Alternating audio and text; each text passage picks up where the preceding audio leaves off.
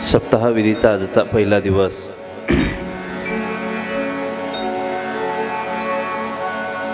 देवादिदेव महादेव सिद्धेश्वर भगवंताच्या पावन प्रांगणामध्ये आपण ह्या ठिकाणी कथा रसपान करण्यासाठी आलात. आपणा सर्वांना कोटी कोटी धन्यवाद.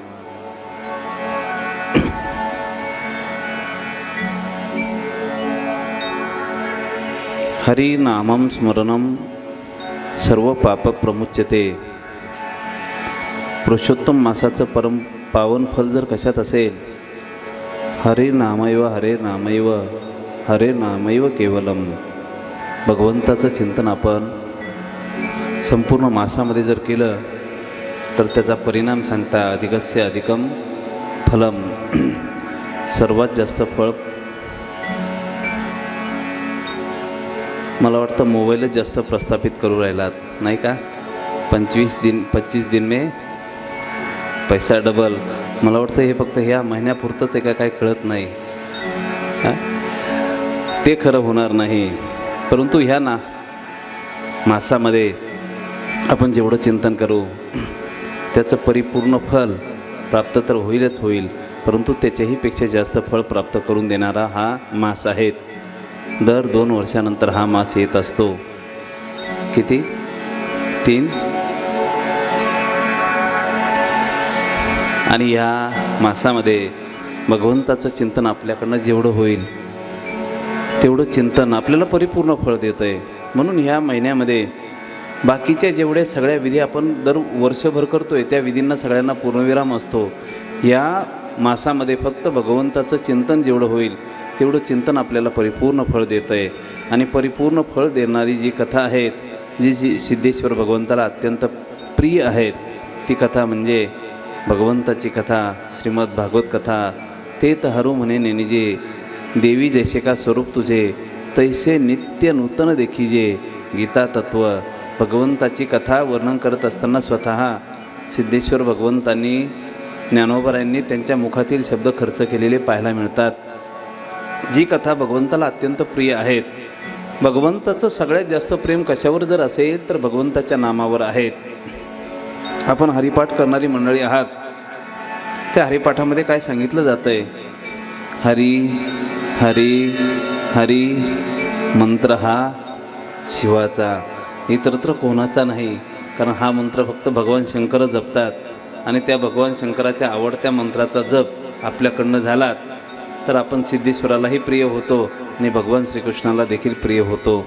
म्हणून ही कथा नुसती श्रवण करणं, ही कथा नुसती रसपान करणं, या कथेच्या अनुषंगाने आपल्याला काय काय फळ भेटतं याचा विचार या कथेच्या अनुषंगाने केला जातो. सदा सेव्या श्रीमद भागवती वार्ता. नित्य आपण ही कथा रसपान करावी, हा दिव्य संदेश श्रीमद व्यासजी आपल्या पुढे प्रकट करतात. आणि तीच कथा आज या ठिकाणी सुरुवात होत आहेत.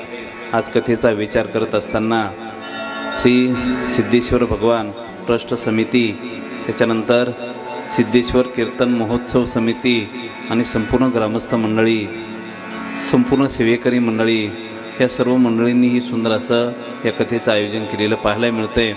आज कथेचा दिवस थोडासा विलंब झालात आपल्याला यायला.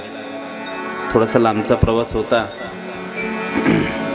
आणि त्या अनुषंगाने आजची कथा थोडीशी सुरुवात व्हायला उशीर झाली. परंतु आपण आपल्या रोजच्या कथेमध्ये नित्य आपण कथा रसपान करूया. आजच्या कथेला आरंभ करत असताना आपण भगवंताला विनंती करूया, देवा आम्ही तुमची कथा रसपान करणार आहोत.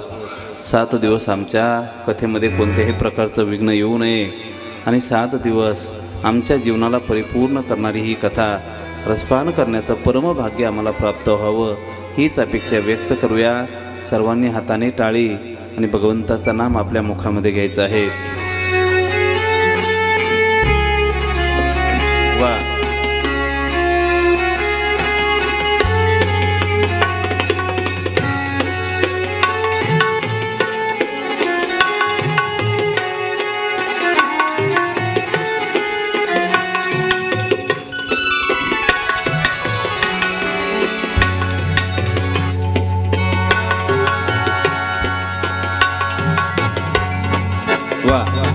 एक ताळ एक स्वरामध्ये आपण भगवंताचं नामचिंतन करूया. सिद्धेश्वरा सिद्धेश्वरा ओम नमो श्री सिद्धेश्वरा. सिद्धेश्वरा सिद्धेश्वरा ओम नमो श्री सिद्धेश्वरा. सिद्धेश्वरा सिद्धेश्वरा ओम नमो श्री सिद्धेश्वरा. सिद्धेश्वरा सिद्धेश्वरा ओम नमो श्री सिद्धेश्वरा. सिद्धेश्वरा सिद्धेश्वरा ओम नमो श्री सिद्धेश्वरा. सिद्धेश्वरा सिद्धेश्वरा ओम नमो श्री सिद्धेश्वरा.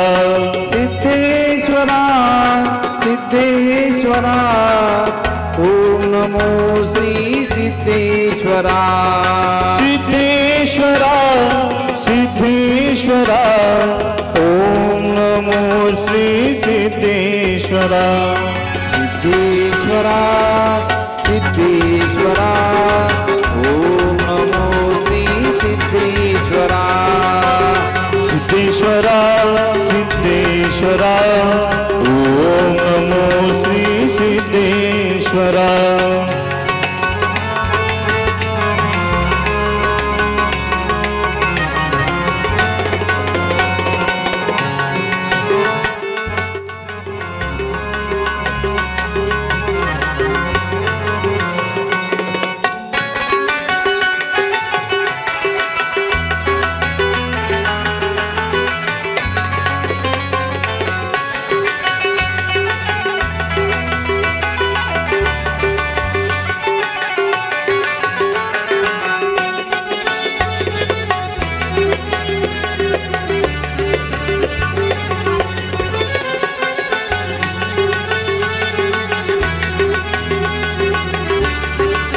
हरि बोल. सिद्धेश्वरा सिद्धेश्वरा ओम नमो श्री सिद्धेश्वरा. सिद्धेश्वरा सिद्धेश्वरा ओम नमो श्री हरि सिद्धेश्वरा. सिद्धेश्वरा सिद्धेश्वरा ओम नमो श्री सिद्धेश्वरा. सिद्धेश्वरा सिद्धेश्वरा ओम नमो श्री हरि बोल. सिद्धेश्वरा. सिद्धेश्वरा सिद्धेश्वरा ओम नमो श्री सिद्धेश्वरा. सिद्धेश्वरा सिद्धेश्वरा ओम नमो श्री सिद्धेश्वरा.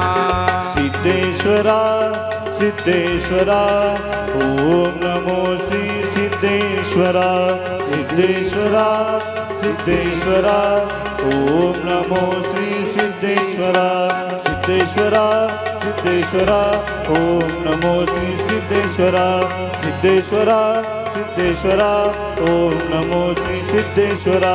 ओम नमो श्री सिद्धेश्वरा. ओम नमो श्री सिद्धेश्वरा. सिद्धेश्वर भगवान की जय.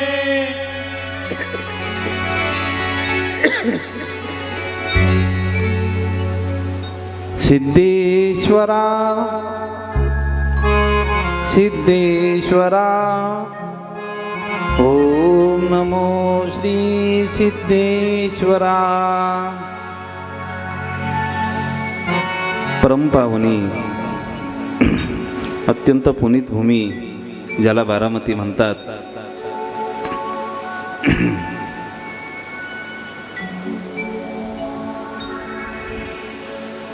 भगवंताने देत असताना प्रत्येकाला एकच मते दिली, परंतु एकमेव गाव असं आहे की ज्या ठिकाणी बारामती सदैव वास करत असते. म्हणून जर यदा कदाचित थोडासा बारकाईने विचार केलात आपल्याला लक्षात येईल.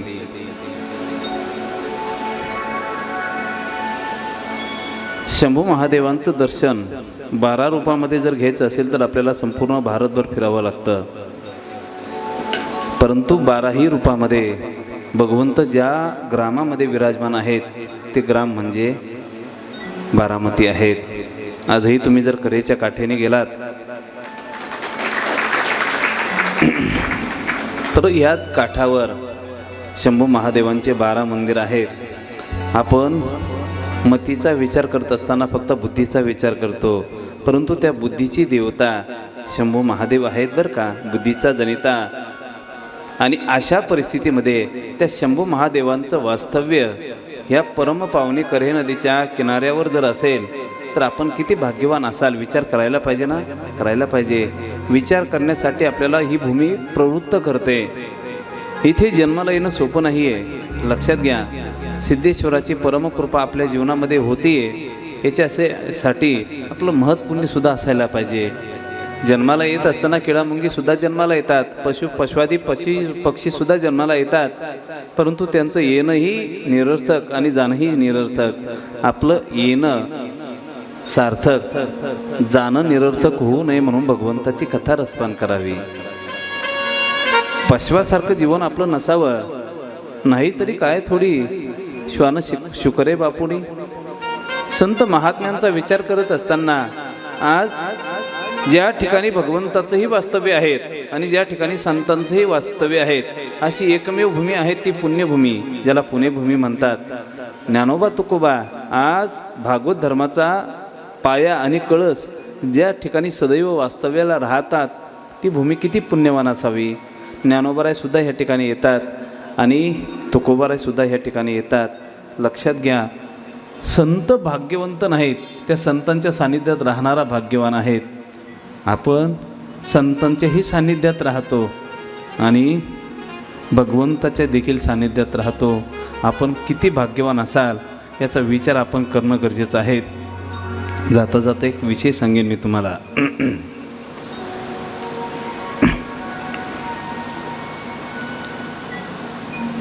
रामायणामध्ये एक कथा आलेली आहेत. त्या कथेचा विचार सामान्य आहेत, परंतु कथेचा विचार सामान्य जरी असेल आपल्या जीवनाला कुठेतरी मार्ग दाखवणार आहे, एवढं लक्षात ठेवणं गरजेचं आहे. प्रभू रामचंद्र, सीतामैया आणि लक्ष्मणजी दंडकारण्यामध्ये प्रवास करत असताना एक घटना घडते. एका वृक्षाच्या खाली त्यांचं वास्तव्य होतं आणि थोडीशी विश्रांती घेत असताना उन्हाचा कडाका आणि त्या उन्हाच्या कडाक्यामध्ये सहज विचार येतोय. प्रभू रामचंद्र झाडाकडे पाहतात, भल्ला मोठा वृक्ष, आणि त्या वृक्षाला एका वेलीने पूर्ण आच्छादन केलेलं. वेलीने आच्छादन केलेलं असल्यामुळे भगवंत त्या वृक्षाकडे पाहून हसायला लागतात आणि हसत असताना सहज मनामध्ये भाव जागृत होतो, हा वृक्ष किती भाग्यवान आहेत, या वेलीने त्याला संपूर्ण वेढलेलं आहेत. वृक्ष भाग्यवान आहेत का ही वेल त्याला भेटली.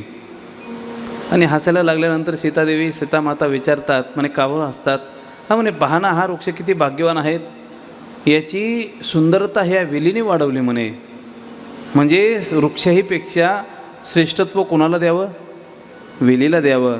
नाही म्हणे बुवा देवा, वेलीला श्रेष्ठत्व देणं चांगलं नाही, ही वेल किती भाग्यवान आहेत. एवढा मोठा भल्ला मोठा वृक्ष, त्या वृक्षाचा आधार त्या वेलीला मिळाला, त्याच्यामुळे श्रेष्ठत्व कोणाला द्यावं, वृक्षाला द्यावं. दोघांचं भांडण झोपतं. दोघांचं भांडण झोपल्यानंतर या दोघांची तक्रार लक्ष्मणाकडे गेली. आता बहुतेक घरामध्ये असंच होतं नाही का, पती पत्नीची तक्रार झाली की ती तक्रार एकतर लहान्या भावाकडे जाते, नाहीतर आपल्या मुलाकडे तरी जात असते. तीही परिस्थिती तशीच होती. दोघांचं भांडण, आता ते भांडण म्हणजे थोडंसं विनोदाचं भांडण होतं. म्हणे लक्ष्मणा सांग, हा वृक्ष भाग्यवान आहेत का ही वेल भाग्यवान आहेत, सांग म्हणे. मग त्यांच्यामध्ये चर्चा चालू झाली. म्हणे वृक्ष सगळ्या वेलीने आच्छादलेला असल्यामुळे त्या वृक्षाची शोभा वाढली, मग वेल भाग्यवान, वृक्ष भाग्यवान आहेत ना, श्रेष्ठ वेल झाली ना. हो म्हणे बरोबर आहेत. आणि सीतामाता म्हणे ह्या वृक्षाने वेलीला आधार दिला, त्याच्यामुळे वेलीचं जीवन सुधारलं, त्याच्यामुळे वृक्षच भाग्यवान आहेत, श्रेष्ठ आहेत ना. हो म्हणे हेही बरोबर आहेत. म्हणे एकाच प्रश्नाचे 2 उत्तर दिले तर 100% 0 मार्क मिळतात म्हणे. एका प्रश्नाचं उत्तर एकच पाहिजे म्हणे. 2 जरी पर्याय असतील परंतु पर्याय एकच निवडायचे आहेत म्हणे. वृक्ष भाग्यवान आहेत का वेल भाग्यवान आहेत सांग. तेव्हा भगवंताचं उत्तर द्यावं तर आईचा रोष पत्करावा लागतो, आईच्या बाजूने उत्तर द्यावं तर प्रभू रामचंद्रांचा रोष पत्करावा लागतो. आता काय उत्तर द्यावं.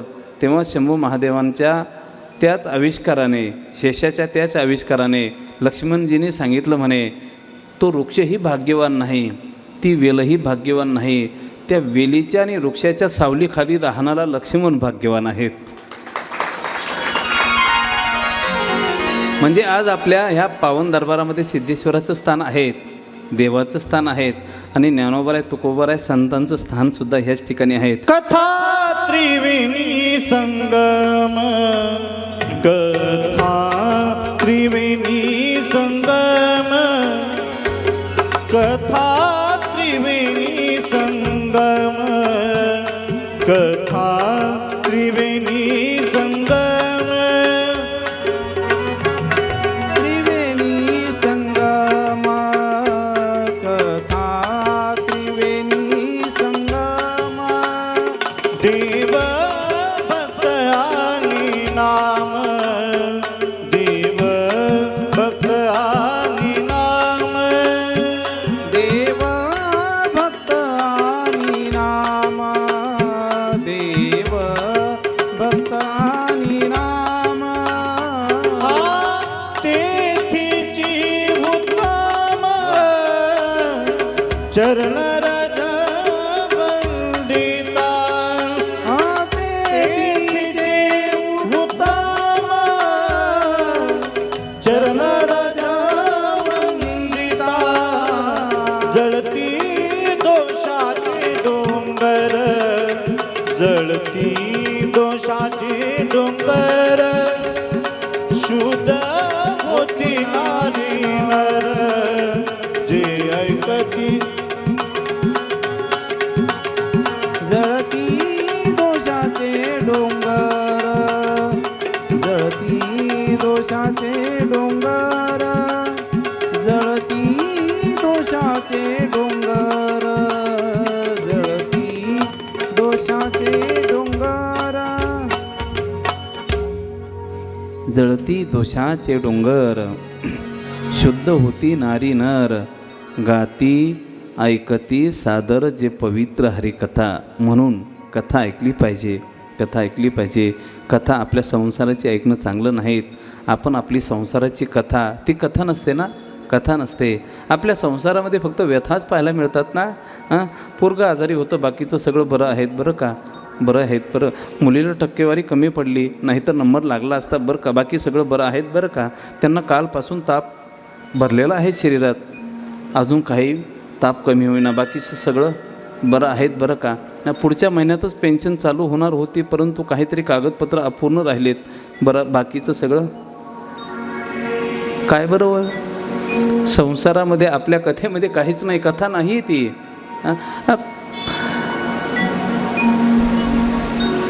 कथा जी असते ती कथा फक्त काहीतरी असेल पाठीमागे शिल्लक तर कथा शिल्लक तयार होते. आपल्या जीवनात काही शिल्लक पाठीमागे नाहीत. फलकट तो संसार. तुका म्हणे झाली कोंबड्याची परी, पुढेची उकरी लाभ नेणे. ज्याप्रमाणे एखाद्या गावात फिरणारं कोंबडी पाहिली ना तुम्ही, ती फिरत असताना तिचं सगळ्यात मोठं स्थान जर कोणतं असेल तर त्याला उकिरडा म्हणतात. आयुष्यभर कोंबडी ते उकिरडा उपसत राहते. कधी आपण असं ऐकलं, पेपरला पाहिलं तुम्ही, कधी न्यूज आली एखादी मीडियावर, कोंबडीने उकिरडा उपसता उपसता तिला सोन्याचा हंडा सापडला. असं कधी घडलं का? नाही घडत ना, नाही घडत. त्या कोंबडीची अवस्था ज्याप्रमाणे आहे त्याचप्रमाणे आपल्या संसाराची अवस्था आहेत. पाठीमागच्यांनी जसा संसार केला, आपण फक्त उभारण्याचा प्रयत्न करतो, मोठा दाखवण्याचा प्रयत्न करतो, मोठा दाखवण्याचा प्रयत्न केला जातो, उपयोग नाहीत. तो संसार आहे त्याच स्थितीमध्ये आहेत. पाठीमागच्यांचाही संसार तसाच होता, बायका पोरं एवढा संसार, आपलाही संसार तसाच आहेत. इथून पुढे पाठीमागचे जे पुढचे जे येणार आहेत त्यांचाही संसार तिथपर्यंत आहेत. भगवंताची कथा युगे 28 नाही का? एवढे दिवस झाले तरी भगवंताची कथा अजूनही गोड लागते, अजूनही भगवंताची कथा गोड पाहायला मिळते, अजूनही भगवंताचं स्वरूप सुंदर ते ध्यान पाहायला मिळतं. कारण का आपली कथा नाही, कथा फक्त भगवंताचीच असते. आणि कथेचा परिपाक ज्याला फळ म्हणतात, त्या कथेचं फळ एकच आहे. जीवनातील दुःख निरसन करणारं आणि सुख निर्माण करणारं साधन जर कोणतं असेल तर भगवंताची कथा आहेत. आणि ती भगवंताची कथा आपल्या कथेमध्ये सुख तर नाहीच नाहीत, परंतु उलट दुःखाची परिणिती जास्त असते. म्हणून जीवनामध्ये भगवंताची कोणतीही कथा जेव्हा आपण श्रवण करतोय त्या कथेचा परिपाक फळ काय सांगितलं जातं? काय सांगितलं जातं? कथा सुख करी, कथा दुःख हरी, कथा याची बरी विठोबाची. भगवंताची कथा नित्य रसपान केल्यानंतर आपल्या जीवनातील कायमचं दुःख नाहीसं होतं. परंतु ते कथा ऐकण्याचं परम भाग्य ज्यांच्या ज्यांच्या जीवनात आहेत त्यांच्या जीवनातील दुःख नाहीसं होतं. प्रत्येकाच्या जीवनातील दुःख नाहीसं होत नाही. म्हणून आज आपण परम भाग्यवान आहात. भगवान श्रीकृष्णाची दिव्य कथा ज्याला परमामृत म्हटलं जातं, ते परमामृत रसपान करण्याचं परमभाग्य आपल्या सर्वांना प्राप्त होतं आहे.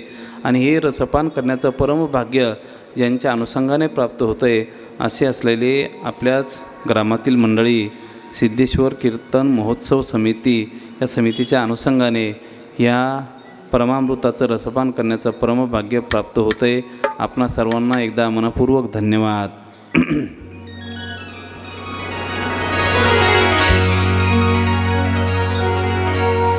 कोणतीही साधना करत असताना त्या साधनेला आरंभ जेव्हा होतो तर ते आरंभ होत असताना तिच्या पाठीमागे काहीतरी पूर्वपीठिका असते, ज्याला इतिहास म्हणतात. जीवनामध्ये जर पुण्य असेल तर त्याच पुण्याच्या अनुषंगाने मनुष्य सत्कर्म करू शकतो. जर यदाकदाचित पापामध्ये मनुष्य रत असेल तर तेच पाप आपल्याला उन्माद करण्यासाठी कारण ठरत असते. पापरत पतन उद्धार संघाचा महिमा तेजावे अधमा संत सेवी. मनुष्याच्या जीवनात सत्कर्म होत असताना सुद्धा ते सत्कर्म आपल्याला मागच्या पुण्याची जोड घालून देते. तुका म्हणे मज न घडता सेवा, पूर्व पुण्य ठेवा उडवला. तुकोबर आहे, ज्ञानोबर आहे. भगवंताचं भजन जेव्हा करतात ना, भजन करत असताना सुद्धा स्वतःच्या छातीवर हात ठेवतात आणि सांगतात हे आमच्या ह्या जन्माचं पुण्य नाही आहे, मागच्या जन्मात आत्तापर्यंत केलेले जे पूर्वपुण्य आहेत ना, त्याच पूर्वपुण्याच्या जोरावर आम्ही भगवंताचं चिंतन करतोय.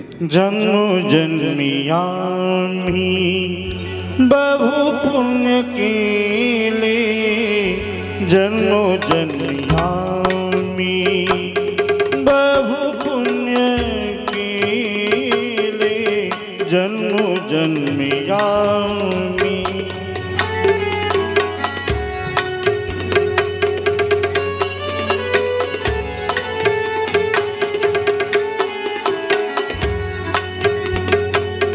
जन्मोजन्मी आम्ही, जन्मोजन्मी आम्ही, जन्मोजन्मी आम्ही, जन्मोजन्मी आम्ही बहुपुण्य केले, तेव्हा या विठ्ठले कृपा केली.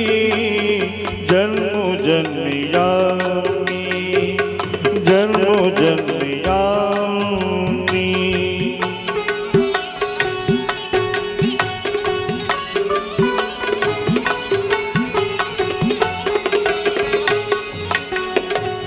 जन्मोनी संसारी झालो त्यांचा दास, जन्मोनी संसारी झालो त्यांचा दास.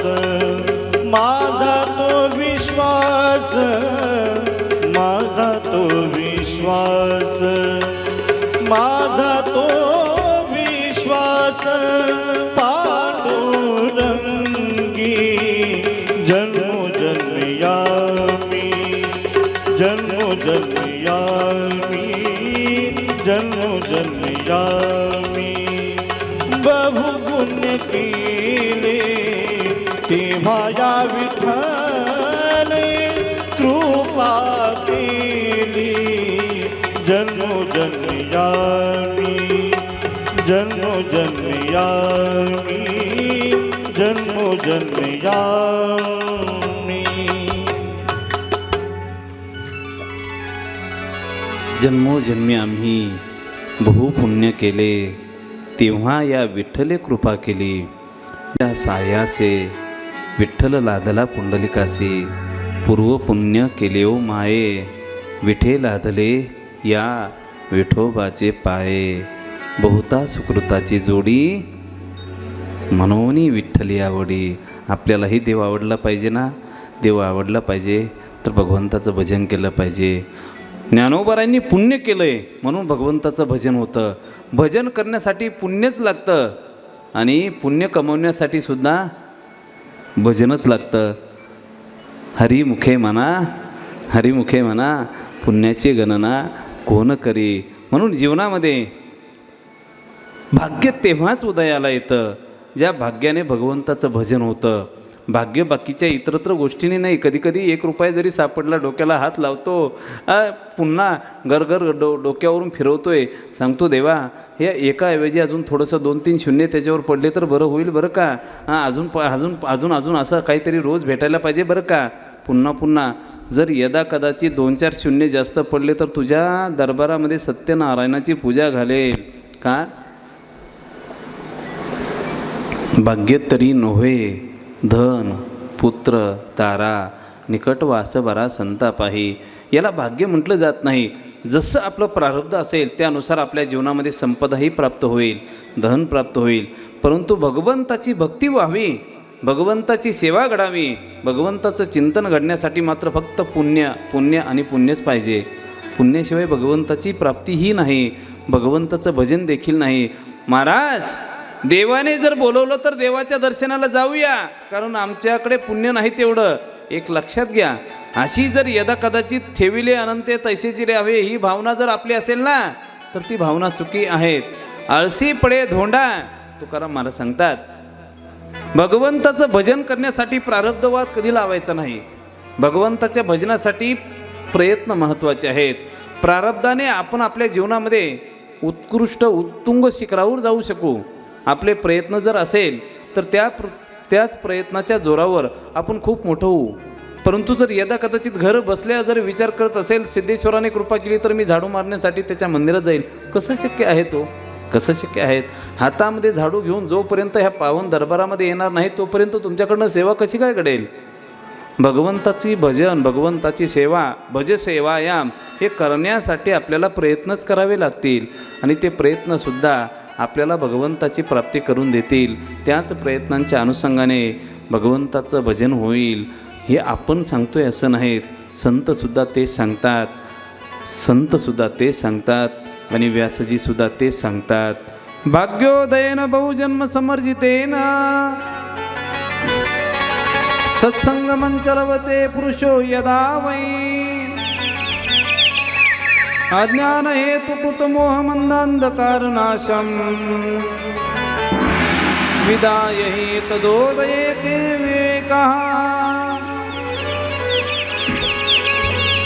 भाग्योदयेन बहुजन्म समर्जितेन सत्संगमंच लभते पुरुषो यदा वै अज्ञान हेतुकृत मोहमंदांधकारनाशम विदायहि तदोदयेते विवेकः. जीवनामध्ये काही गोष्टी भाग्याने मिळतात. त्याच्यातील काही अत्यंत प्रमुख गोष्टी सांगितल्या. आपल्या जीवनामध्ये सर्वात महत्त्वाचं भाग्य जर कशाचं असेल तर आपल्याला हे मानवाचं शरीर मिळालं ना. शरीर मिळालं माणसाचं शरीर मिळालं माणसाचं शरीर मिळालं हे परमभाग्य आहेत. हे परमभाग्य कधी कळतं सांगू का. कधी कळतं एखादा शरीरातील अवयव जेव्हा निकामी होतो तेव्हा कळतंय का ह्या शरीराची किंमत किती मोठी आहेत.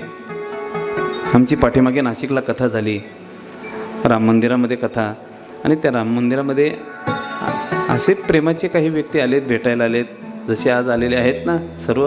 त्याचप्रमाणे सांगितलं महाराज 2 दिवस कथेला येण्यासाठी वेळच मिळाला नाही. म्हटलं झालं काय.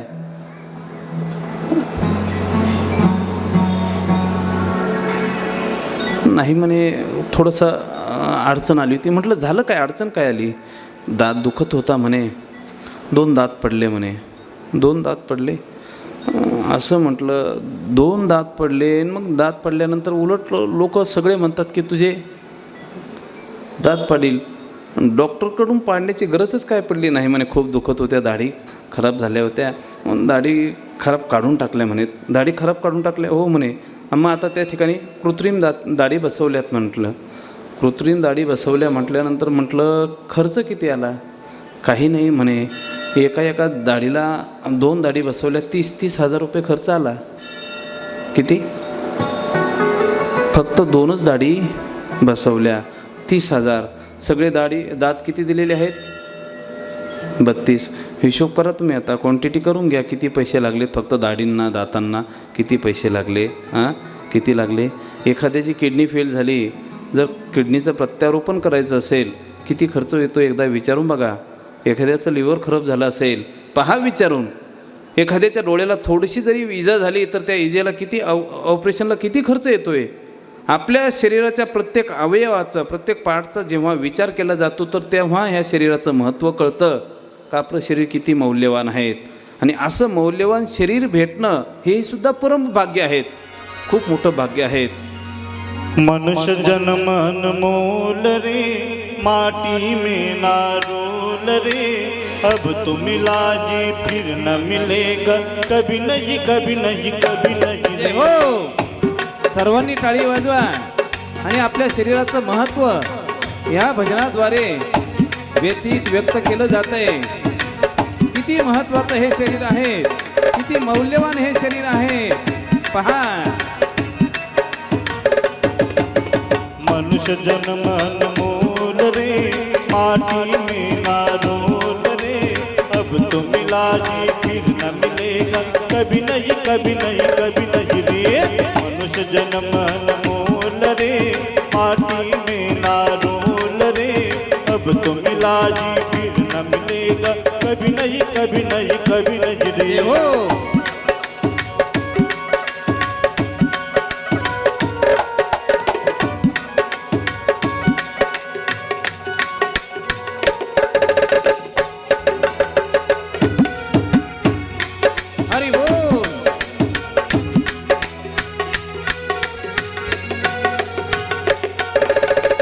सत्संग में आया कर, गीत प्रभु के गाया कर.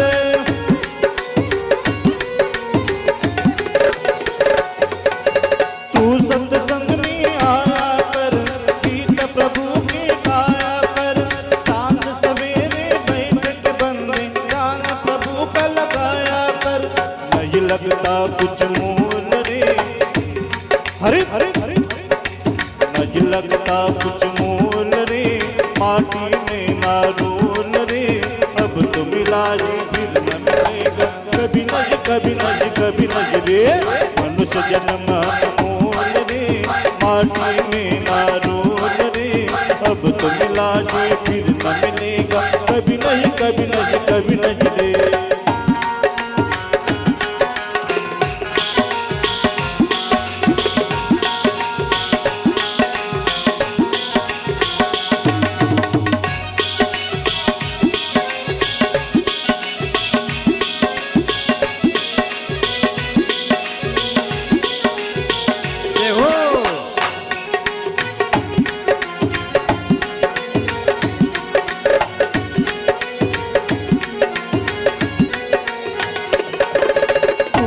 भुलाज पाने का मत कर मान जवानी का.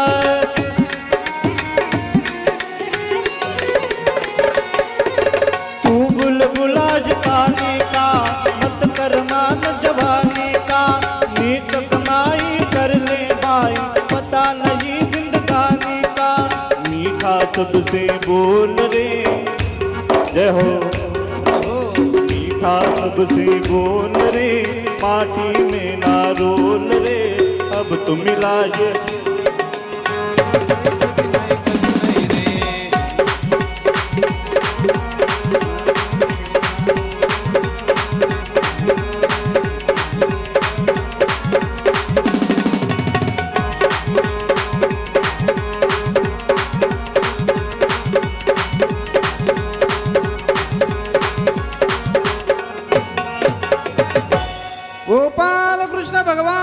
की। अब तो मिला है फिर न मिलेगा, कभी नहीं कभी नहीं कभी नहीं रे। अब तो मिला है फिर न मिलेगा। भेटेल परत, मिळेल मिळेल परत। विचार करा ना, एकदा डोळे बंद करा, आपलं 5 वर्षाचं स्वरूप आठवा। त्याच्यानंतर आता जे 50 मध्ये गेलेले आहेत त्यांनी 25 वर्षाचं स्वरूप आठवा। जे 75मध्ये गेलेले आहेत त्यांनी 50 शरीरामध्ये बदल पडलेला आहेत। तेच गोंडस असं शरीर आहेत का दिसलं नाही ना, हे पुढं पुढं सरकत राहणार आहेत। आणि जर एवढं मौल्यवान शरीर मिळालं, आता मागुता येईल फेरा, येतो न घडे या नगरा। परत आपल्याला हे शरीर मिळेलच, याची शाश्वती आपल्याकडे नाही ना, शाश्वती नाही। असं मौल्यवान शरीर जर मिळालेलं असेल तर त्या मौल्यवान शरीराने काय केलं पाहिजे? भगवंताचं भजन केलं पाहिजे, भगवंताचं चिंतन केलं पाहिजे। हे चिंतन करण्याची प्रवृत्ती आपल्या स्वतःच्या मनाने कदापि होणार नाही बरं का, सांगतो तुम्हाला। आपलं मन अत्यंत बिलिंदर मन आहेत। आपल्याला चांगल्या गोष्टी आवडतील असं मन कधीच आपल्याला चांगलं सांगत नाहीत। जोपर्यंत ह्या मनावर आपला जास्त विश्वास आहेत ना, तोपर्यंत आपल्याकडनं चांगल्या गोष्टी होतीलच अशी संभावना दूरपर्यंत नाही आहे। मनोमार्ग गेला तो येथे मुकला। भगवंताच्या नामाजवळ जो स्थिर राहिलात ना, त्याचं जीवन धन्य आहेत बाबा, त्याचं जीवन धन्य आहेत। आणि अशा परिस्थितीमध्ये भगवंताच्या नामाविषयी, अध्यात्माविषयी सांगड घालणारं एकमेव तत्त्व जर कोणतं असेल तर ते संतांची संगत आहेत। संतांच्या संगतीमध्ये जीवन गेलं पाहिजे, साधूच्या संगतीमध्ये जीवन गेलं पाहिजे। साधू आपल्याला धन देणार नाहीत, संपदा देणार नाहीत, पोरगी पाहून देणार नाहीत।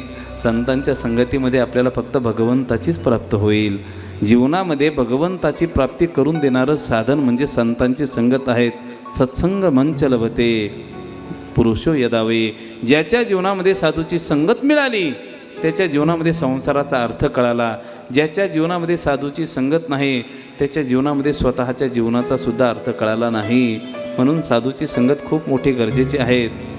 म्हणून जीवनामध्ये त्याच साधूच्या संगतीने जेव्हा आपलं जीवन आपल्याला कळतं ना, तेव्हा तेच साधू सांगतात फक्त डोळे बंद करून पहा, डोळे बंद करून पहा। आणि डोळे बंद केल्यानंतर अंतःकरणातून, अंतर्मनातून एकच आवाज बाहेर पडेल, चलो रे हंसा मर लोक को, यहाँ कोई नहीं तेरा रे। जगवालों का हुआ अंधेरा, अपना हुआ सवेरा रे।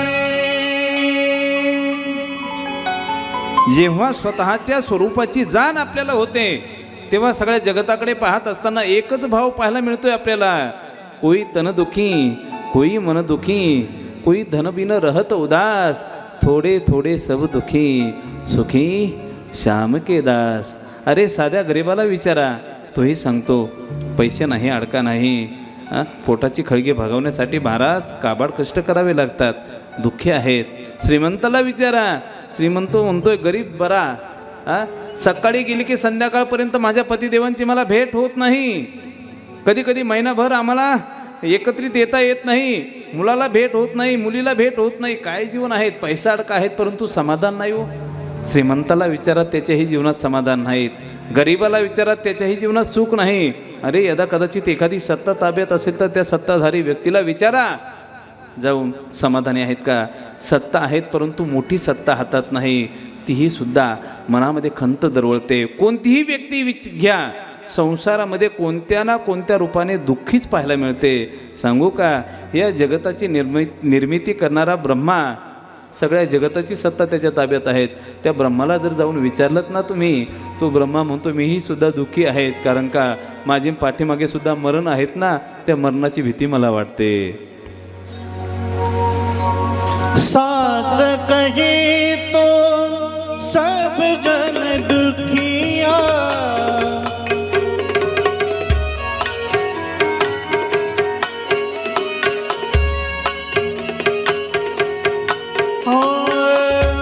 साच कहे तो सब जन दुखिया,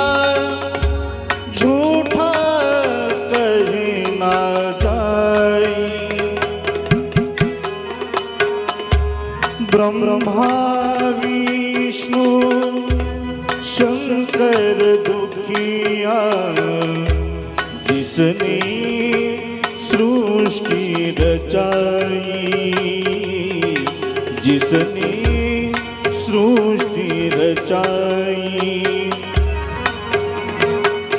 जो देखे सो दुखिया बाबा, जो देखे सो दुखिया बाबा। सुखिया कोई नहीं रे, सुखिया कोई नहीं रे, जो देखे सो दुखिया बाबा, जो देखे सो दुखिया बाबा।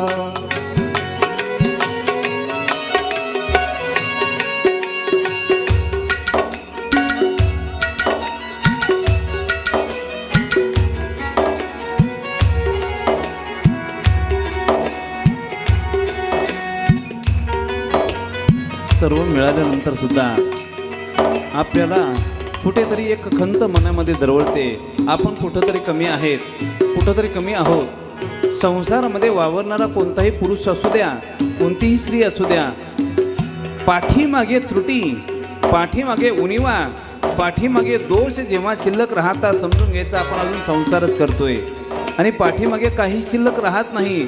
ही भावना जेव्हा मनामध्ये दरवळते ना, तेव्हा फक्त शब्द एकच आठवतात, पूर्ण केला, पूर्ण केला, पूर्ण केला मनोरथ। हे मनोरथ फक्त परमार्थामध्ये, अध्यात्मामध्ये पूर्ण होतात, संसारामध्ये नाहीत। पुढे काय, पुढे काय, पुढे काय, याच्यापेक्षा दुसरी प्रश्न मंजुषा आपल्याकडे शिल्लकच राहत नाहीत। लग्न होत नाही, लग्न होत नाही म्हणून दुःख आहे। लग्न झालं, काही दुःख शांत झालं पाहिजे ना, नाही दुःख शांत होत, दुःख शांत होत नाहीत। लग्न झालं, संसार चालू झाला की संसारामध्ये कुठेतरी किलकारी आवाज यावा, मूलबाळ जन्माला यावं, येत नाही। 1 वर्ष झाले, 2 वर्ष झाले, 5 वर्ष झाले, 10 वर्ष झाले, तरीही दुःख। बरं, दुःख संपलं, देवाच्या कृपेने मुलगा जन्माला आलात, मुलगा जन्माला तिथपर्यंतच आता सुखाची मर्यादा पाहिजे ना, नाही नाही, तो मुलगा चांगला जन्माला यावा। जर यदा कदाचित विकलांग जन्माला आला, अपंग आला, तरीही दुःखच आहेत ना। अशा संसारातील प्रत्येक गोष्टींचा विचार जेव्हा आपल्या पुढे पुढे येत राहतो ना, तो विचार फक्त दुःखालाच जन्माला घालतो, सुखाला नाही। राजा दुखिया, प्रजा दुखिया,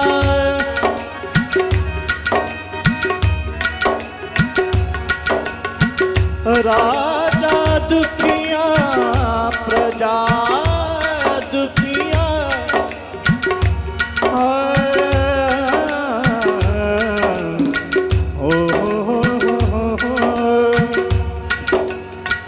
पण जगमग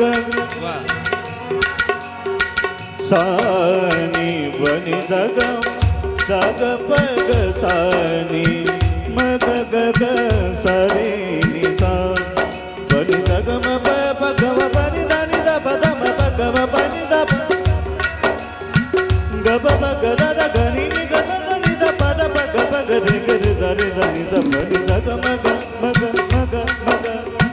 राजा दुखिया, प्रजा दुखिया, राजा दुखिया, प्रजा दुखिया। दुखिया जी हर बैरागी, ओ दुखिया जी हर बैरागी।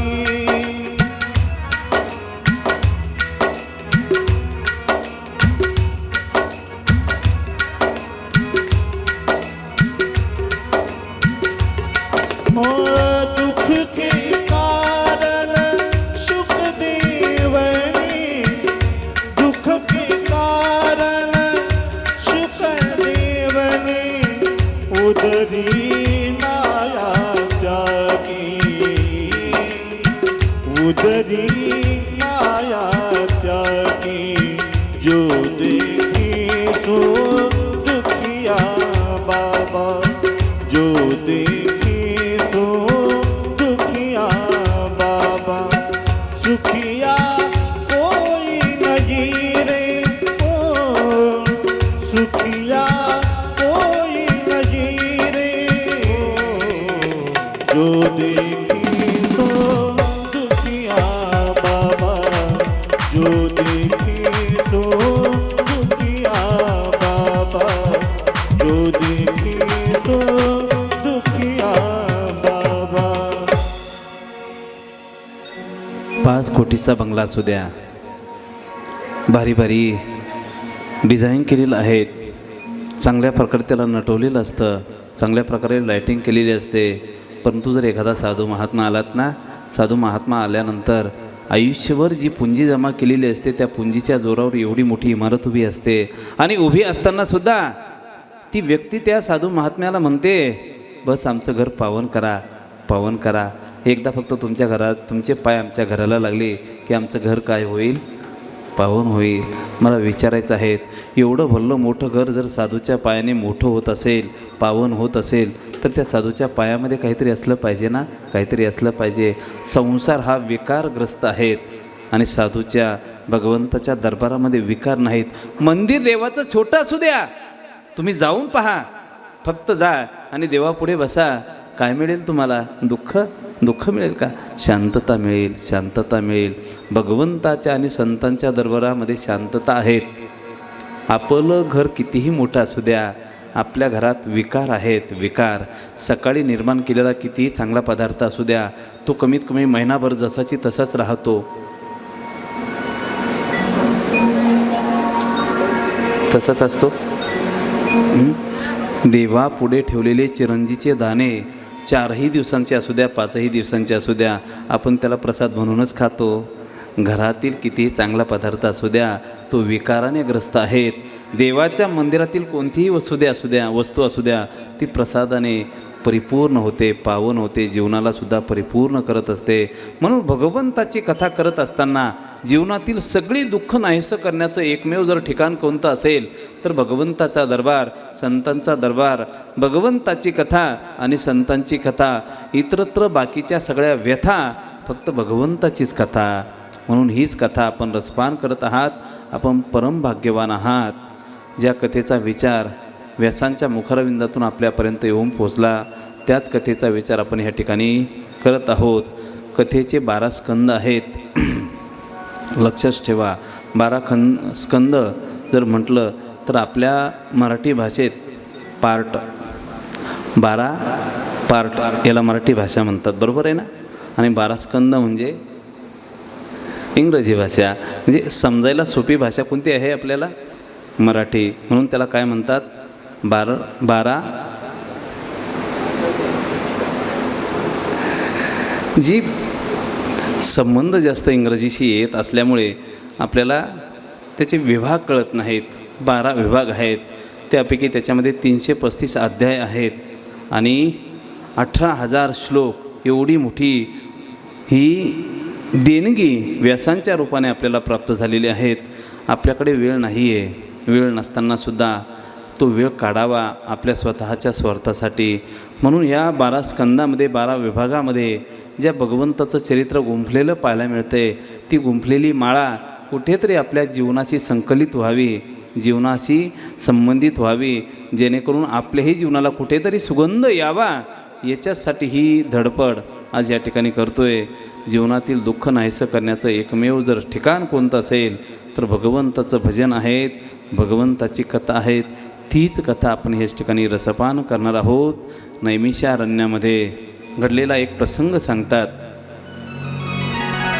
नित्य भगवंताची कथा ज्या ठिकाणी चालते, आजही तुम्ही जाऊन पहा, लखनौच्या जवळ उत्तर प्रदेशमध्ये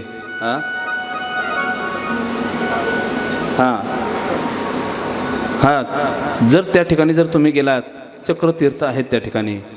सदैव नित्य भगवंताचं भजन त्या ठिकाणी चालतं आहे.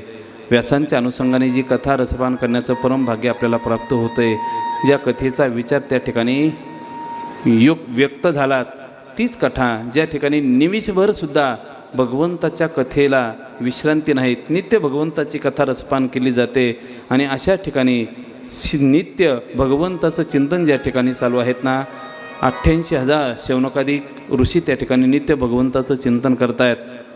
आपल्या जीवनातील एकही वेळ, एकही क्षण भगवंताच्या कथेविना ते जाऊ देत नाही. अशा प्रसंगामध्ये त्याच ठिकाणी एक सुंदर महात्मा येत आहेत. त्या महात्म्यांचं नाव सुतजी. आणि सुतजींचं आगमन झाल्यानंतर त्याच ठिकाणी आपल्या अंतःकरणातील भावना व्यक्त करतात. ज्याप्रमाणे आपणही व्यक्त करतो ना, कुणीतरी आपल्या जीवनातील दुःख नाहीसं करावं, कुणीतरी आपल्याला चांगल्या गोष्टी सांगावं, मनाला शांतता प्राप्त व्हावी, अशी प्रत्येक व्यक्तीची अपेक्षा असते. प्रत्येक व्यक्तीची. आजही जर तुम्ही पाहाल, सगळ्यात जास्त आपली कुंडली पाहावी, आपलं भविष्य पाहावं, ही अपेक्षा बहुतेक लोकांना नसतेच, नाही का? नसतेच ना. जर यदा कदाचित असा जाणकार चांगला सांगणारा जर भेटलात ना, त्याला तुकडे तुकडे थोडे थोडे थोडे करून पार त्याचा पानिपत करून टाकतात. का? आपल्याला जीवनातील सगळं दुःख नाहीसं व्हावं. मज लागी दुःख व्हावे ऐसे कोणी भावेना जीवे, अशी अंतःकरणामध्ये प्रत्येकाच्या पिपासा लागलेली आहेत, भूक लागलेली आहेत. जगी सर्व सुखी असा कोण आहे, विचारी मना तुची शोधून पाहे. अपवाद म्हणून सुद्धा सापडत का नाही? समर्थांना का हे वाक्य बोलावी लागलीत? कारण संसार, मृत्यूलोक हा दुःखाने भरलेला आहे. मृत्यूलोकी सुखाची कहाणी ऐकी जेल कवनाचे श्रवणी, जैसी सुखनिद्रा अंथरुणी इंगळाच्या. बाजेवर विंचवाची चादर करायची, बाजेवर सोडा, आपल्या बेडवर विंचवाची चादर बनवायची आणि त्याच्यावर झोप घ्यायची. सकाळपर्यंत किती आपल्याला शांत झोप येईल ना? येईल नक्की. एखादा विंचवाची चादर सोडा, एखादा महाभाग असा महामानव जर भेटला तर आपल्याला किती तास नाचवतो. ज्यांनी ज्यांनी विंचवाचं दर्शन घेतलं ते परम भाग्यवान आहात बरं का, लक्षात घ्या. कारण परत पुन्हा दर्शन घ्यावं अशी अपेक्षाच त्यांना राहत नाही. एकदा दर्शन घेतलं की अशी विंचवाची चादर बनवायची आणि त्याच्या ठिकाणी झोप घ्यायची रात्रभर. शक्य नाही, सुखाची झोप येऊ शकत नाही ना. या मृत्यूलोकाची अवस्था तशीच आहेत. ही मृत्यूलोक, हा मृत्यूलोक म्हणजे जर्जरीत झालेलं वस्त्र आहेत. ह्या जर्जर वस्त्रामध्ये आपण जर यदा कदाचित ह्या वस्त्राला शिवण्याचा प्रयत्न केला तर हे वस्त्र इकडे शिवलं की तिकडे फाटतं, तिकडे शिवलं की इकडे फाटतं. ज्याला जीर्ण वस्त्र म्हणतात ना. अरे कितीही कोरं असू द्या, कितीही चांगलं असू द्या, त्याला जसं जसं तुम्ही शिवण्याचा प्रयत्न करा तसं तसं ते फाटतच राहतं. संसार हा असाच आहे. जेवढा जेवढा आपण सुखी करण्याचा प्रयत्न करा तेवढं तेवढं तो संसारामध्ये आपल्याला दुःखच प्राप्त होतं. इतरत्र बाकीच्या गोष्टी प्राप्त होत नाही. एक धाग सुखाचा वा. एक धागा सुखा 100 धागे दुःखाचे. जर तारी ही वस्त्र मानसा तुझी आयुष्याचे. एक धागा सुखाचा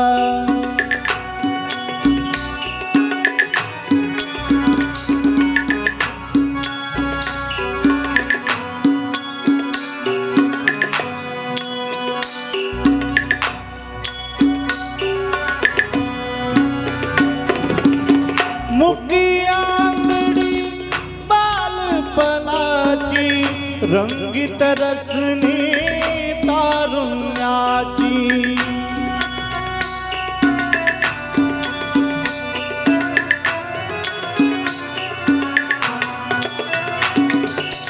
मुकी आंगडी बालपणाची, रंगीत रसने तारुण्याची. जीर्ण शाल मग उरे शेवटी लेणी वालक्याची. एक धागा सुखाचा 100 धागे दुःखाचे. जर तारी हे वस्त्र मानसा तुझिया आयुष्याचे एक धागा सुखाचा एक धागा सुखाचा एक धागा सुखाचा एक धागा सुखाचा 100 धागे दुःखाचे जरदारी हे वस्त्र मानसा तुझी आयुष्याचे. प्रत्येकाच्या आयुष्याची हीच रीत आहेत ना, हीच रीत आहेत. कितीही तुम्ही त्यांना नटवण्याचा प्रयत्न करा, आपल्या आयुष्याला किती सजवण्याचा प्रयत्न करा, दुःखाशिवाय आपल्याला काहीच मिळत नाही. संसारामध्ये दुःखाशिवाय काहीच नाही आणि अध्यात्मामध्ये सुखाशिवाय काहीच नाही. आपण भगवंताला म्हणतो सर्व सुखाचे आगर, नाही नाही, भगवंताला सुखाचे आगर नाही. भगवंत हा सुखाचा ठेवा आहे. तो ठेवा लुटणारी सगळी संत मंडळी आहेत बरं का. आपण संत व्हावं, साधू व्हावं, नाही साधू होता आलं तुमचे दासीचा दास करून ठेवा. दासाचे दास जरी झालत ना तरीही आपल्या जीवनामध्ये सुखच आहेत, सुखच आहेत. आमच्या गुरुदेवांचे खूप मोठं खूप सुंदर वाक्य आहेत. मूर्खाचा अध्यक्ष होण्यापेक्षा शहाण्याचं कुत्र व्हावं. काय? मूर्खाचा अध्यक्ष होण्यापेक्षा शहाण्याचं कुत्र व्हावं तरीसुद्धा सुख. ते कुत्र नाही म्हटलं मी, कुत्र शब्दाचा अर्थ दास व्हावं, दास व्हावं, नाही का, दास व्हावं. त्या ठिकाणी आनंद आहेत. आणि अशाच अनुषंगाने सूतजी जेव्हा नैमिषारण्यामध्ये पदार्पण करतात, येतात आणि आल्यानंतर एवढ्या मोठ्या संत महात्म्याचं दर्शन आपल्याला होतंय. शौनकादिकांना एवढा आनंद होतो, एवढा आनंद होतो. आणि तोच आनंद व्यक्त करत असताना सूतजींच्या चरणकमलारविंदी आपलं डोकं ठेवतात. माणसं वयाने मोठं होत नाहीत, ज्ञानाने मोठं होतात बरं का.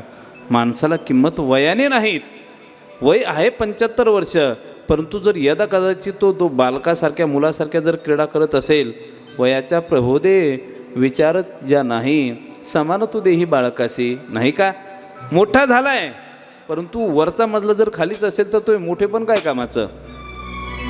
22व्या वर्षाच्या मुलाकडनं आपल्याला ज्ञानेश्वरी ऐकायला मिळते.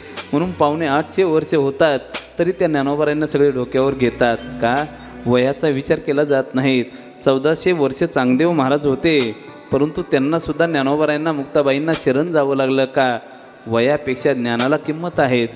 म्हणून जीवनामध्ये जर यदा कदाचित विचार केला, आपलं वय भरपूर आहेत, वय भरपूर आहेत, परंतु त्या वयाला जर यदा कदाचित अध्यात्माची ज्ञानाची जोड मिळाली ना तरच आपल्या जीवनाला किंमत आहेत, तरच आपल्याला जीवनाला किंमत आहेत. शौनकादिक वयाने खूप मोठे आहेत. सूतजी छोटी मूर्ती आहेत, बटूक मूर्ती आहेत. अवघत तारुण्य अंगावर झळकत असताना दिसतंय, परंतु ज्ञानाने परिपूर्ण भरलेले तेच सूतजी जेव्हा येतात, आल्यानंतर या कलीची अवस्था सांगतात. या कलीमध्ये दुःख नाहीत, सुख नाहीत, कुठेच सुख पाहायला मिळत नाहीत. या कलीचा विचार करत असताना तुकाराम महाराज सांगतायत, कली पापाचीच मूर्ती नाम खडग घेऊ आती. या कलियुगामध्ये जिकडे तिकडे पाहत असताना आपल्याला पापच दिसतंय. चेहरे हसताना दिसतात, परंतु त्याच चेहऱ्यामध्ये आत काय चाललं हे कोणाला माहीत आहेत. चेहरा प्रसन्न दिसतोय, आत अंतकरणामध्ये काय काहूर उठलं हे कोणाला माहीत आहेत. या सगळ्या गोष्टींचा विचार करत असताना कलीचा विचार फक्त एकच सांगितला, कली दोषे निदे राजन न हेको महान गुन्हा. हा या कलियुगामध्ये एकसुद्धा गुण नाही आहे, एकसुद्धा गुण नाही. आणि अशा ह्या कलियुगामध्ये आपल्याला भगवंताचं जर भजन करण्याची संधी जर प्राप्त झालीत ना, तीच संधी म्हणजे कलीचा सर्वात मोठा गुण आहेत. या कलियुगामध्ये जे भगवंताचं भजन करतील त्यांचंच कल्याण आहेत, त्यांचाच उद्धार आहेत. म्हणून जीवनात भजन केलंच पाहिजे. केवल नाम आधारा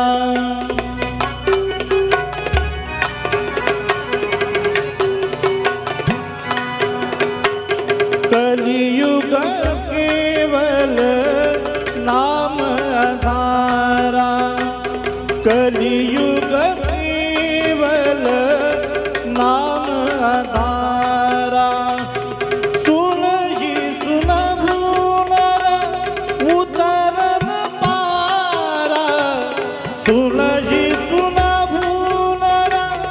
उतरल पारा श्रीराम जय राम जय जय राम श्रीराम जय राम जय जय राम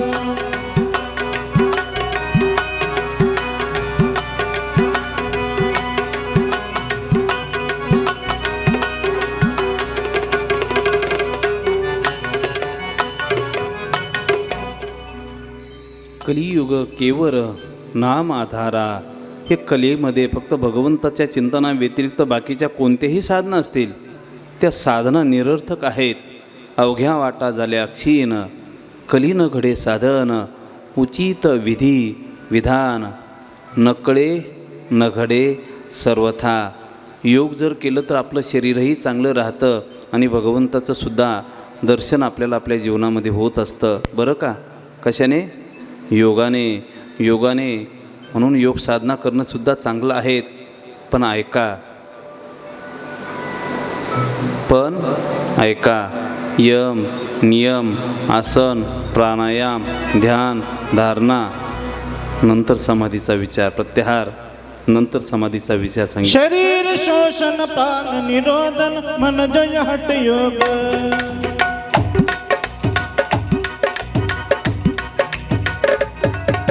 शरीर शोषण प्राण निरोधन मन जय हट योग बुध पीडनी कुंडलिनी कलिमल दलभंग ऊर्ध्ववायुता श्वेत तोडुनी करिवो बनभंग ब्रह्मारंध्री परी मिसळे मुमुक्षु संग ब्रह्मारंध्री परी मिसळे मुमुक्षु संग ओम नमो भगवते राम कृष्ण वासुदेवाय ओम नमो भगवते राम कृष्ण वासुदेवाय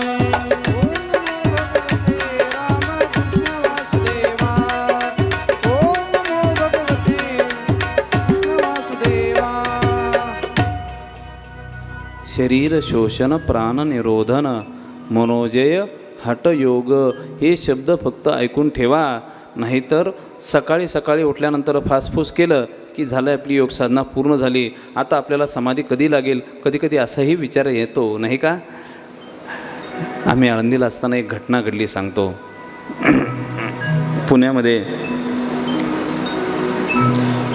नेमकाच पोरगा असा योग शिबिर घेण्यासाठी 12-1 वर्षाचा पोरगा होता. योग साधना योग शाळेत काही पाठ शिकत असताना वडीलधाऱ्या ज्येष्ठ मंडळींसाठी त्यांनी योग शिबिर आयोजित केलं. योग शिबिर आयोजित केलं फक्त आपलं शरीर चांगल्या प्रकारे तंदुरुस्त राहावं म्हणून त्याच्यासाठी ते शिबिर आयोजित केलं. कोण 50 वर्ष 60 वर्ष 65 70 75 80पर्यंत काही लोक येऊन बसलेले होते. सगळ्यांनी स्वतःचे आसनं टाकलेत. ते योग गुरु 12 वर्षाचे तरुण चिरंजीव तेही पुढे बसलेले. सांगितलं आता चला म्हणे आता पद्मासन घाला. पद्मासन घातल्यानंतर हे कमीत कमी अर्धा तास पद्मासन असलं पाहिजे. सगळ्यांनी पद्मासन सुरुवात केलं. कोण 1 मिनटं कोण 2 मिनटं कोण 5 मिनटं असे चालू झाले. म्हणे आता काही नाही याचा थोडासा हे करायचा अभ्यास करायचा ध्यान करायचं असं केलं. म्हणे आता चला आपण आता भस्त्रिका प्राणायाम करूया भस्त्रिका करूया कपालभाती करूया सिंहावलोकन मुद्रा करूया. हे जसं जसं त्याने सुरुवात केलं. बस आता म्हणे सिंहावलोकन मुद्रा करूया असं म्हटल्यानंतर एक 75 वर्षाचा म्हातारा पुढे बसलेला होता. त्यांनी जशी जीभ बाहेर काढली. जीभ बाहेर काढत असताना त्याच्या तोंडामध्ये नकली काय म्हणतात त्याला कवळी जशी जीभ बाहेर काढण्याचा प्रयत्न त्याने केला ती कवळी जशी उडाली त्या योगगुरूच्या मांडीवर जाऊन पडली. मांडीवर जशी जाऊन पडली बिचाऱ्याने पहिल्यांदाच ती कवळी पाहिली. ते योगगुरू जसे गेले अजूनपर्यंत परत त्या प्रशिक्षण शिबिरामध्ये परत आले नाही. जेवढ्या साधना पाहायला मिळतात सगळ्या साधना अवघड आहेत. नकळे न घडे. बरं ती योग साधना करत असताना कमी जास्त जरी झाली तरीसुद्धा जीवनावर परिणाम होऊ शकतो. तशी भगवंताची भक्ती करत असताना भगवंताचं नामचिंतन करत असताना तुम्ही तोंडातून निघणारे शब्द शिव्या जरी असतील तरी त्या शिव्यासुद्धा भगवंत स्वीकार करतात. अरे विठ्या मूळ मायेच्या कारट्या तुझी रांड रडकी झाली. काय हे शब्द आहेत ना. भगवंत तरीही स्वीकार करतात. कारण का भक्तीमध्ये सगळ्या गोष्टींना क्षमामापन आहेत. तुम्ही विरोधाने भक्ती करा तरी भगवंत स्वीकारायला तयार आहेत. तुम्ही प्रेमाने भक्ती करा तरीही भगवंत भक्ती स्वीकारायला तयार आहेत. म्हणून बाकीच्या साधना कलियुगात त्यांना तेवढं महत्त्व नाहीत. या कलियुगामध्ये फक्त भक्ती साधनेलाच जास्त महत्त्व आहेत. भक्ती प्रेमा विन ज्ञान नको देवा, भक्ती प्रेमा विन ज्ञान नको देवा.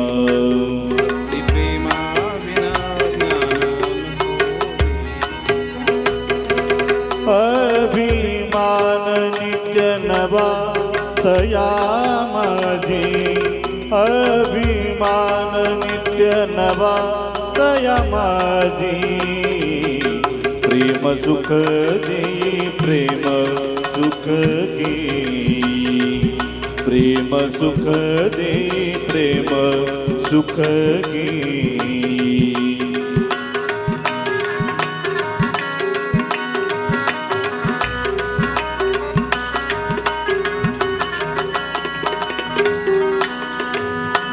प्रेमाविन राजी समाधान, प्रेमाविन राजी समाधान,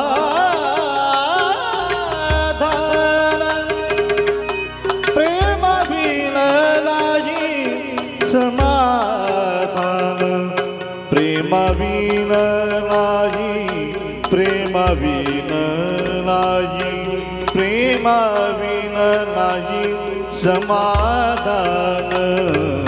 प्रेम सुख देई प्रेम सुख घेई, प्रेम सुख देई प्रेम सुख घेई.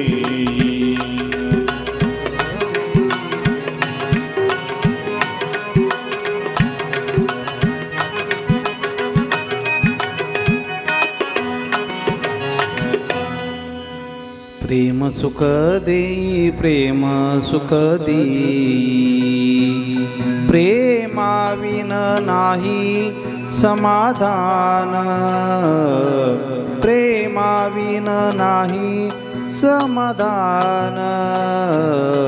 प्रेम सुख देई प्रेम सुख देई, प्रेम सुख देई प्रेम सुख देई. भगवंताच्या कथेविना भगवंताच्या भजनाविना समाधान नाहीत. साधना अनेक आहेत, साधनं अनेक आहेत, परंतु बाकीची साधनं घालती काळाची अमुखी, गर्भवासी शिकीनं चुकती. त्या साधनामध्ये थोडी जरी त्रुटी राहिली तर ती त्रुटी आपल्याला पुढच्या जन्मासाठी कारण ठरते. तुम्ही ज्ञानेश्वरी अभ्यासत असताना वाचत असताना 6वा अध्याय वाचा, आत्मसंयम योगो नाम. त्याचं चिंतन करत असताना ते योग भ्रष्टो विजय येते याचं गोड चिंतन आपल्यापुढे प्रगट केलं आहे. थोडी जरी साधना त्रुटी झालीत तर ती साधना पुढच्या जन्मासाठी कारण ठरते आपल्या जीवनामध्ये. भगवंताची भक्ती करत असताना त्या साधनेमध्ये कितीही त्रुटी असू द्या, भगवंत त्या भक्तीची साधनेची परिपूर्ण फलश्रुती आपल्याला प्राप्त करून देतोय. या कलियुगामध्ये भगवंताच्या भक्तीविना पर्याय नाही. सूतजी शौनकादिकांना सांगतात भगवंताचं भजन केलं पाहिजे, भगवंताचं नामचिंतन केलं पाहिजे. जीवनातील सगळी दुःख नाहीसं करण्याची जर इच्छा जर आपल्याला असेल ना तर भगवंताचीच कथा ऐका, जी कथा आपल्याला जीवनाची परिपूर्णता करून देते, जिचं नाव श्रीमद भागवत कथा, श्रीमद भागवत महापुराण. ज्या कथेचा विचार आपल्यापुढे आता प्रस्थापित करायचा आहे, असं कोणीही सांगितलं तर आपला विश्वास एकदम बसत नाही. अनुभव पाहिजे, त्याचं महिमान जागृत झालं पाहिजे ना, महिमान ऐकलं पाहिजे. जोपर्यंत कोणत्याही व्यक्तीचं महत्त्व पटत नाहीत तोपर्यंत त्या व्यक्तीला आपण महत्त्व देत नाही. बरोबर आहे ना, नाही देत. व्यक्ती जवळून गेले तरी तिला कोणी विचारत नाही, परंतु जेव्हा माहीत होतं की ही व्यक्ती डॉक्टर आहेत, नुसती डॉक्टर नाहीत, स्पेशलिस्ट आहेत, नुसती स्पेशलिस्ट नाहीत, त्या दवाखान्यात गेलेला पेशंट पूर्ण बरा होऊन येतो, पूर्ण बरा होऊन येतो नाही, एकही रुपया त्या दवाखान्यामध्ये घेतला जात नाही, असं सगळं सांगितलं की त्या डॉक्टरवर काय बसतो, माणसाचा विश्वास बसतो. का? महिमान ऐकलं, त्याचं महत्त्व पटलं. जोपर्यंत ते महत्त्व पटत नाहीत ना तोपर्यंत आपल्याला त्या व्यक्तीविषयी विश्वास बसत नाहीत. जुन्या काळची घटना आमचे गुरुजी सांगायचे आम्हाला, अजूनही आम्हाला खूप भावतं.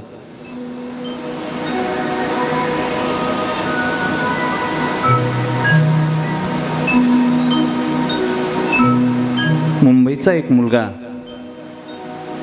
आपल्या खेडेगावामध्ये येण्यासाठी मुंबईवरून निघालात आणि निघाल्यानंतर लोकलच्या गाडीने तो आलात. लोकलमध्ये बसला, पुण्याला उतरला आणि पुण्याला उतरल्यानंतर आता जुन्या काळामध्ये अशी व्यवस्था नव्हती येण्या जाण्याची. तर परिणामतः रात्री जर एखाद्या खेड्यागावात जायचं असेल तर गाडीमध्ये येण्याचं साधन कोणतं होतं? लालपरी, रात्रीची गाडी नाही का, शेवटची मुक्कामाची गाडी.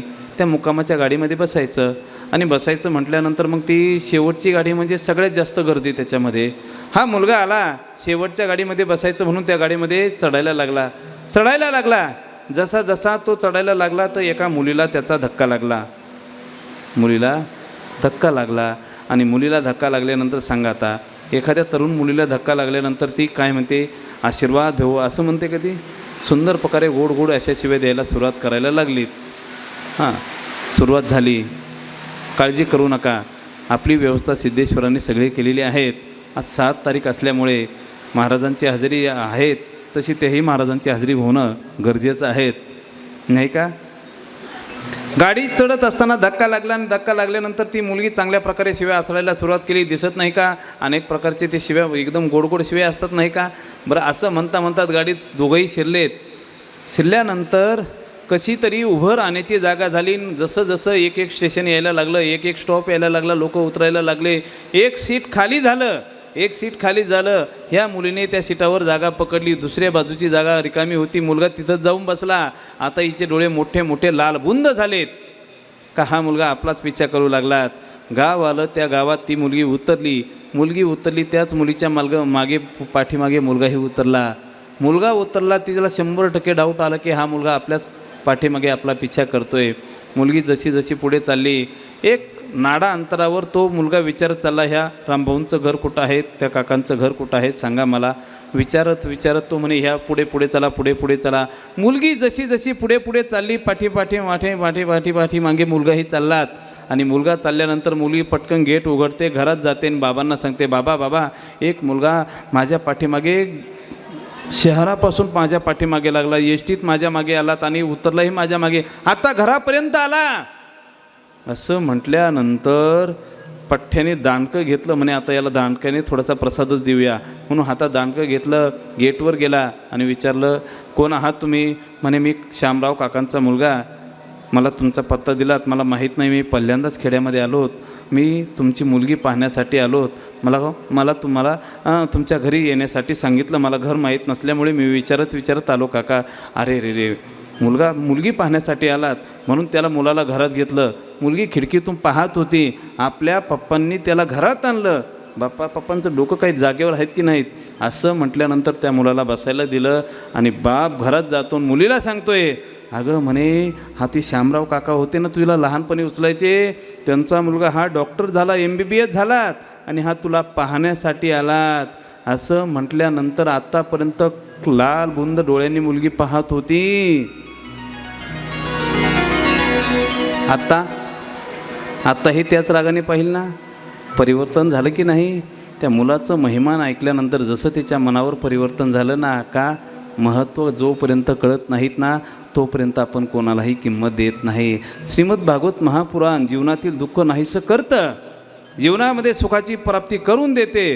परंतु हे करून देत असताना त्याचं महिमान कळणं गरजेचं आहे, त्याचं महत्त्व कळणं गरजेचं आहे.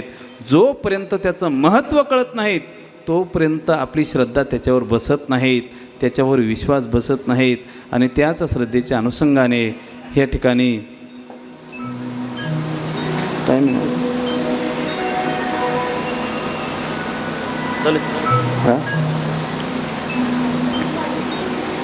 सूतजी ह्या कथेचं महिमान जे स्कंदपुराणामध्ये वर्णित आहेत त्याच स्कंदपुराणातील कथा या ठिकाणी वर्णन करतात.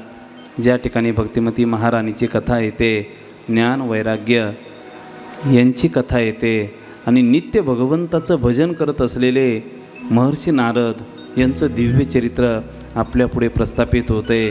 भगवंताच्या भजनामध्ये एवढी ताकद आहेत का मेले माणूस जिथं उठविलं, ज्याप्रमाणे ज्ञानोबरांची कृपा आहेत ना, जीवनातील सगळं पाप क्षालन होऊन आपल्याला पूर्ण जीवन चांगल्या प्रकारे प्राप्त होऊ शकतं, अशी गोड महिमान सांगणारी कथा या ठिकाणी सूतजी शौनकादिकांपुढे व्यक्त करतात.